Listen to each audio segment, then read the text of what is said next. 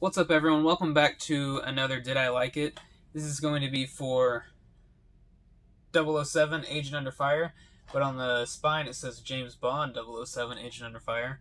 So, whichever one you want to call it. This game is also on, I believe, Xbox and GameCube. Could be wrong. This was a game of the month for, I don't remember what month. Maybe last month? Was it last month?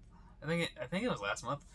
Anyways, I have like a burp built up. I'm trying not to do it on camera because I'm a lady. I'm just kidding. I'm not a lady. But anyways, if you've never seen a Did I Like It, it's basically a off the top of my head review of a game I've beaten. I don't go too deep. I don't give any spoilers, but I do tell if I like it, if I recommend it, if and like what rating I'm gonna give it. I used to not do ratings. Decided to do them. So there's a full Let's Play of this game on my channel, by the way, if you want to check that out. This is a first-person shooter from the PlayStation 2. It was made in 2001.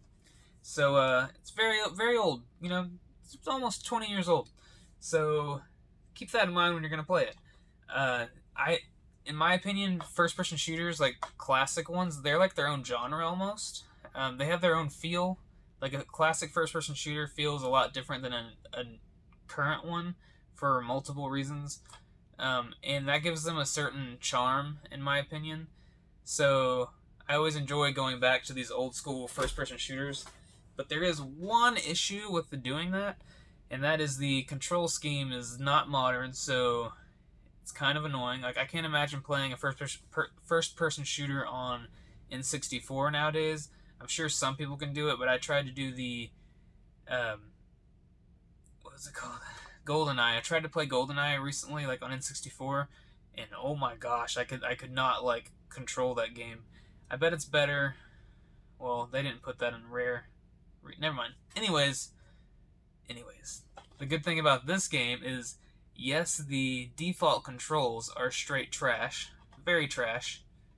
Like, I was getting very frustrated, as you can see even in one of my recordings. But there is a control scheme that's more modern, and that made the game way more playable, way more fun.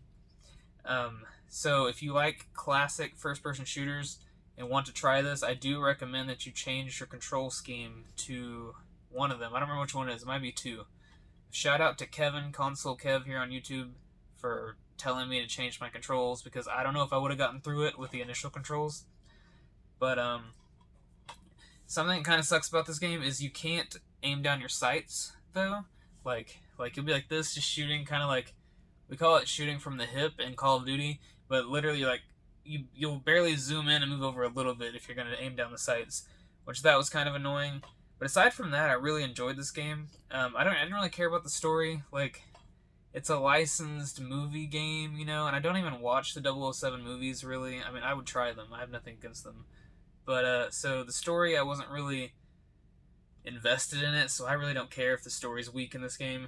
It was really just a fun, like, arcadey playthrough kind of thing for me.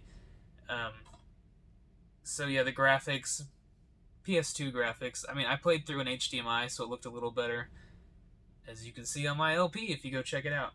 But there's some different segments mixed in. Like, there's some driving segments, which are kind of cool. You're driving in a tank at one point. There's some frustrating moments because it doesn't do a great job of telling you exactly where you need to go or what you need to do, so you'll run around aimlessly sometimes, but that's okay. But besides that, I had a lot of fun with this game. I would probably give 007 Agent Under Fire. See, this kind of game is what's going to get me in some heat with people, because they're going to think that, like, say I gave this game a 9, they're going to be like, you think that's a 9 when there's games like Halo and Call of Duty? I'm not comparing it to Halos and Call of Duty.